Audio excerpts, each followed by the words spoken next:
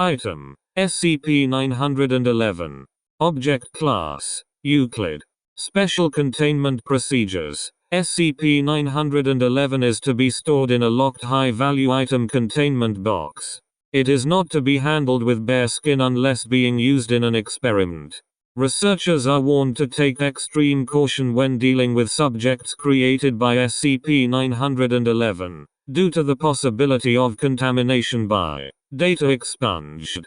See Addendum 911-2.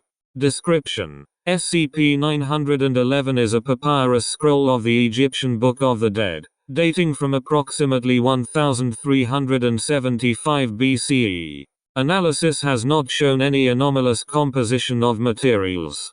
When a living human makes skin contact with SCP-911, in 90% of cases, their personality, memory, and higher brain functions, consciousness, for lack of a better term, are drawn into the scroll, leaving a body with no higher brain function. Unless kept on life support, affected subjects die of dehydration in approximately 3 days.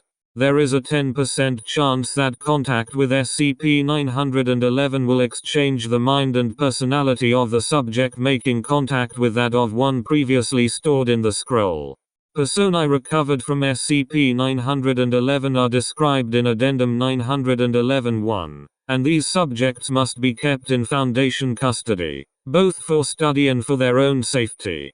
Only D-Class personnel should be used in experiments with SCP-911, due to the low probability of ever recovering the consciousness of the original subject. Due to the interview with Subject 911-4, no further experimentation is to take place without O5 approval.